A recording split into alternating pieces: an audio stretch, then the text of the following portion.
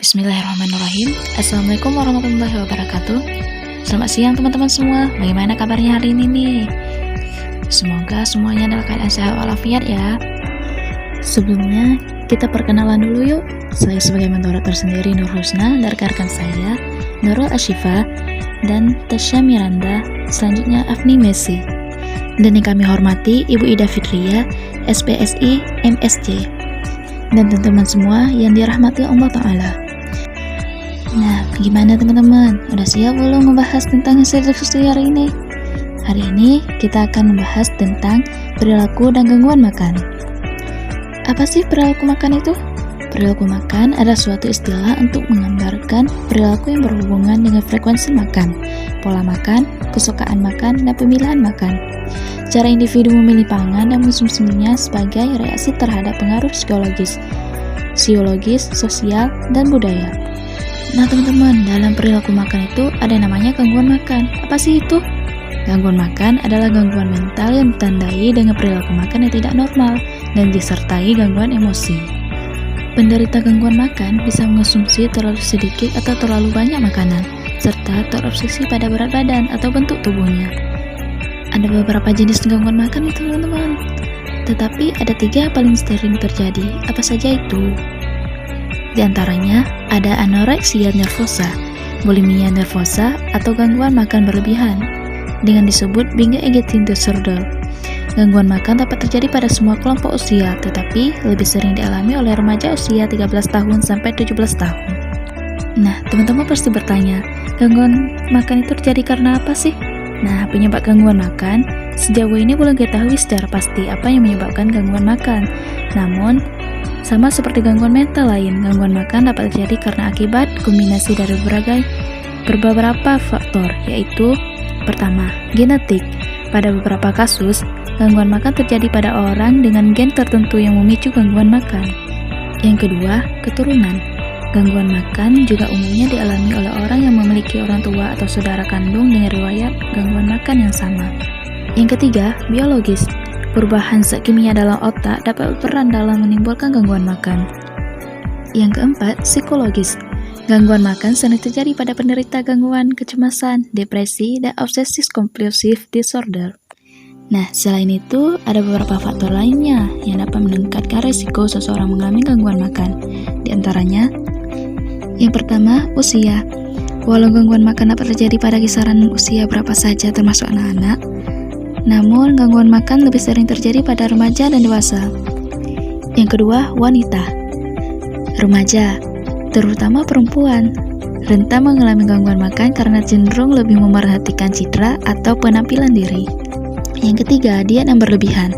Rasa lapar akibat diet yang terlalu ketat dapat memengaruhi otak sehingga justru menimbulkan dorongan untuk makan secara berlebihan. Yang keempat, stres. Berbagai masalah yang menyebabkan stres baik dalam pekerjaan, keluarga, maupun hubungan sosial dapat meningkatkan risiko makan. Gangguan makan juga dikelompokkan dalam beberapa jenis.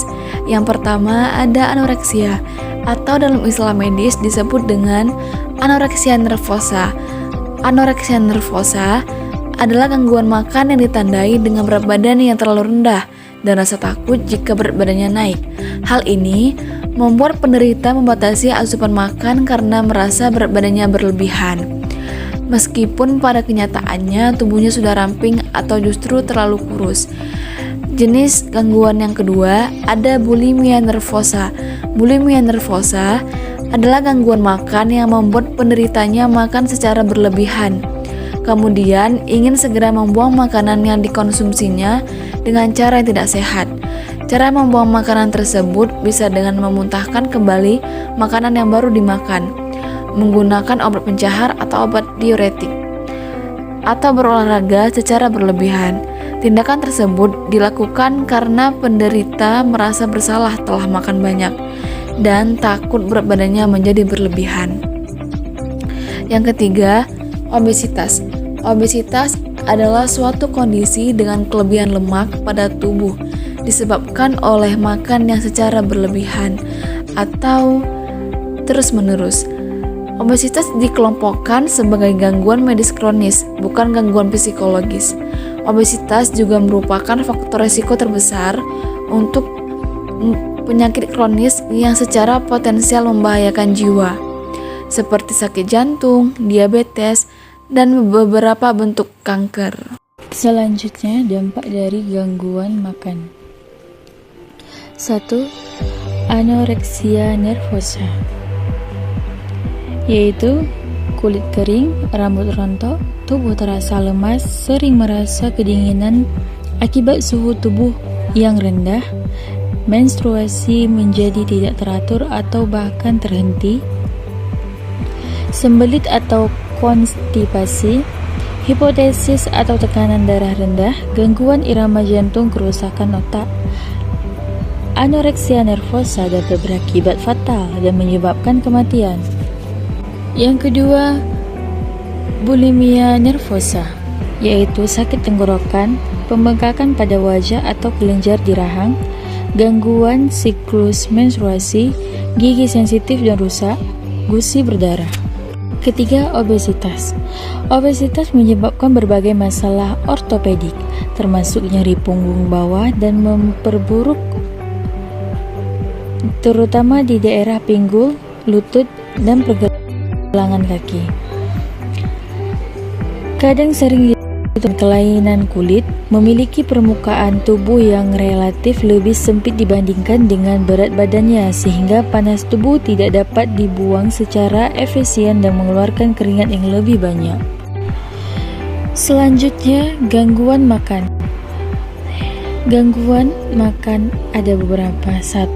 Gangguan jantung. 2. Gangguan pertumbuhan. 3. Gangguan fungsi organ. 4. Menstruasi terhenti. 5. Stroke. 6. Depresi. 7. Gangguan pencernaan. 8. Dehidrasi berat dan sembelit parah. 9. Kerusakan otak. 10. Kemandulan. 11. Gangguan kecemasan. 12. Keinginan untuk bunuh diri. Pencegahan gangguan makan. Pencegahan gangguan makan juga bisa dilakukan dengan berbagai cara. Contohnya, menerapkan pola pikir yang sehat dan seimbang, menghilangkan pemikiran bahwa berat badan dan bentuk tubuh menentukan kesuksesan dan kebahagiaan, menanamkan pemahaman bahwa diet ketat bisa menyebabkan gangguan, baik fisik maupun mental, mengkonsumsi makanan bergizi seimbang, berolahraga secara rutin, membiasakan makan bersama keluarga dan membicarakan pentingnya pola makan yang seimbang dengan porsi yang sewajarnya. Menumbuhkan rasa percaya diri pada anak dengan memuji penampilannya dan tidak mengejek tampilan fisiknya meski hanya bercanda. Gangguan makan dapat ditangani dengan beberapa cara, contohnya psikoterapi, terapi perilaku kognitif. Terapi perilaku kognitif bertujuan untuk mengenali, memahami, dan mengubah perilaku, khususnya yang berhubungan dengan pola makan. Terapi berbasis keluarga. Terapi ini dilakukan pada anak-anak atau remaja dengan melibatkan keluarga. Tujuannya adalah untuk memastikan pasien mengikuti pola makan yang sehat dan mempertahankan berat badan ideal. Kedua, bisa juga dengan cara obat-obatan. Perlu diketahui, tidak ada obat yang bisa menyembuhkan gangguan makan. Namun, dokter dapat memberikan obat antidepresan dan anti cemas untuk mengendalikan keinginan makan berlebih atau mencegah keinginan untuk memuntahkan makanan. Obat-obatan tersebut juga dapat mengatasi kekhawatiran yang berlebihan terhadap makanan atau pola makan tertentu. Atau juga bisa lakukan konsultasi dengan dokter dan ahli gizi. Nah, bagaimana teman-teman? Semoga penjelasan tadi bermanfaat bagi kalian. Sekian dari kami, mohon maaf jika ada kesalahan dan kekurangan. Terima kasih atas perhatiannya. Next time. Assalamualaikum warahmatullahi wabarakatuh.